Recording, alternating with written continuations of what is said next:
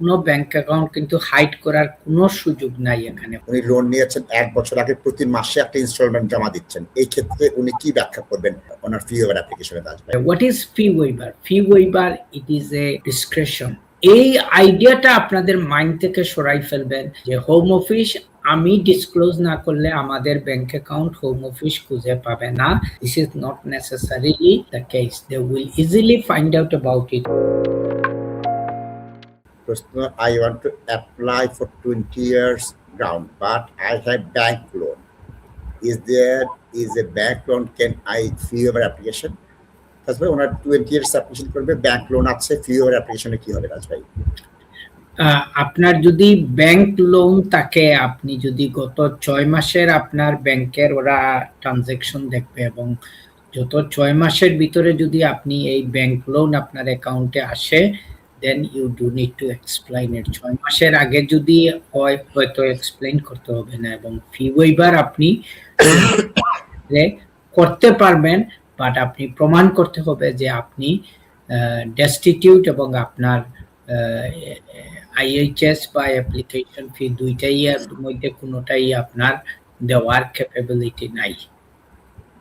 তাছাড়া আমি ধরে নিলাম উনি লোন নিয়েছেন 1 বছর আগে, প্রতি মাসে একটা ইনস্টলমেন্ট জমা দিচ্ছেন। এই ক্ষেত্রে উনি কি ব্যাখ্যা করবেন ওনার ফি ওভার অ্যাপ্লিকেশনে আসবে? ওনার ব্যাংকে যদি শো করে যে উনি একটা ব্যাংক লোন রিপেমেন্ট করতেছে, তাই উনি এক্সপ্লেইন করতে হবে যে অ্যানোটেশন যেটা বলা হয়, আপনাদের ব্যাংকের প্রত্যেক 200 বা পাউন্ডের উপরে যতগুলা ট্রানজাকশন হবে প্রত্যেকটা আপনারা এক্সপ্লেইন করতে হবে, এবং আপনি ওই ব্যাংক লোন কত টাকার আনছেন I don't know, but you do need to explain যে লোনটা কেন আনছেন এবং কি পারপাসে আপনি এইটা মানে ইউজ করছেন।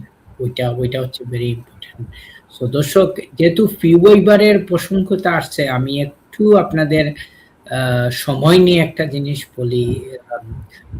আমি জানি যে মনে করেন আপনাদের হাজব্যান্ড এন্ড ওয়াইফের মধ্যে অনেক কিছু পার্সোনাল থাকে, স্পেশালি ওয়াইফের হয়তো একটা সেভিং থাকতে পারে বা হাজব্যান্ডেরও একটা সেভিং থাকতে পারে। তো এটা অনেক সময় আপনারা ডিসক্লোজ করতে চান না এবং এটা একটু সমস্যা হয়ে যায়। দর্শক প্লিজ শুনেন, আপনারা কোনো ব্যাংক অ্যাকাউন্ট প্লিজ আপনারা হাইড করিয়েন না, এবং ওরা যদিও হোম অফিসে পায় পরবর্তীতে ওরা কিন্তু কোয়ারি রেজ করবে। কোনো ব্যাংক অ্যাকাউন্ট কিন্তু হাইড করার কোনো সুযোগ নাই এখানে। হোম অফিস সার্চ দিলে যাবে। সো তখন আমাদেরকেও আপনারা একটা এম্বারেসিং সিচুয়েশনের মধ্যে পালান, এবং হোম অফিস যে আপনাদেরকে কনসিডার করবে। What is fee waiver? Fee waiver it is a description, যে আপনার all the circumstances কনসিডার করে whether or not they are satisfied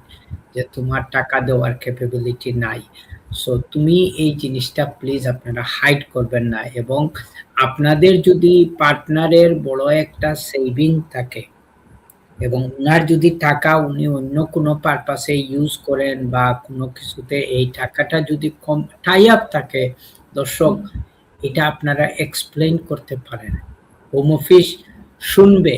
এবং আমি আপনাদেরকে একটা রিসেন্ট এক্সাম্পল দিতে পারি গত বছরের, যে দর্শক বিশ্বাস করবেন আপনারা, আমার ক্লায়েন্টের ওয়াইফের 22,000 পাউন্ড ছিল ওনার অ্যাকাউন্টে, and it was her second relationship.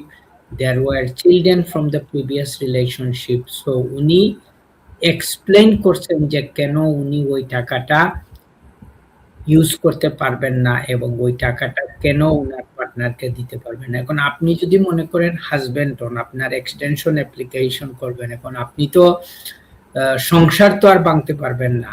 আপনি কি আপনার বউকে জোর করে আপনি টাকাগুলা উদ্ধার করতে পারবেন? আপনি কি আপনার বউকে জোর করে কি উনার ব্যাংক স্টেটমেন্ট ডিসক্লোজ করাইতে পারবেন? সো প্লিজ আপনারা এই জিনিসগুলা একটু খেয়াল রাখবেন, এবং অলসো আপনারা যেসব আত্মীয় স্বজন বা ফ্রেন্ডদের বাসায় থাকেন, উনারা একটা চ্যারিটেবল হেল্প আপনারা করতেছেন। সো অনেক সময় উনাদেরও কিছু ডকুমেন্ট চায় কিন্তু উনারা দিতে চায় না, বুঝছেন নি? তো আমরা দেখেন ভাই, আপনাদের একটা ফি মাফ করানোর জন্য আপনাদের কাছ থেকে আমরা কিন্তু ভেরি নমিনাল একটা লিগ্যাল ফি চার্জ করি এবং অ্যাপ্লিকেশন করি, কিন্তু অনেক সময় দেখা যায় যে হারে হোম অফিস একটার পর একটা কোয়ারি রেজ করছে এবং সামটাইম আপনারা আপনাদের সব ব্যাংক অ্যাকাউন্ট ডিসক্লোজ করেন না, তখন জিনিসটা আমাদের জন্য একটু ডিফিকাল্ট হয়ে যায় এবং টাইম কনসুমিং টাস্ক হয়ে যায়। তখন এইসব লিমিটেড লিগ্যাল ফির মধ্যে এই কাজগুলা করা কিন্তু সম্ভব হয় না। সো দর্শক প্লিজ আপনারা আমাদের দিকও দেখেন, আপনাদের দিকও দেখেন এবং মোস্ট ইম্পর্টেন্টলি এই আইডিয়াটা আপনাদের মাইন্ড থেকে সরাই ফেলবেন যে হোম অফিস আমি ডিসক্লোজ না করলে আমাদের ব্যাংক অ্যাকাউন্ট হোম অফিস খুঁজে পাবে না। This is not necessarily the case, they will easily find out about it. এবং আপনার মনে করেন আজকে একটা লয়েডসের ব্যাংক আছে, বার্কলিসের ব্যাংক অ্যাকাউন্ট আছে, আপনার ওইটা হয়তো ডরমেন্ট হয়ে আছে, আপনি গত 1 বছরের মধ্যে কোনো ট্রানজাকশনই করেন নাই, কিন্তু স্টিল আপনি এই অ্যাকাউন্ট ডিটেলসটা ডিসক্লোজ করতে হবে এবং হোম অফিসকে এক্সপ্লেন করতে হবে কোনো ট্রানজাকশন নাই। আপনি শুধু অ্যাসিউম করলে হবে না যে আমি যেহেতু ট্রানজাকশন করি না এটা ডিসক্লোজ করতে হবে না। Each and every bank statement you have to disclose. Thank you. ধন্যবাদ তাজ ভাই।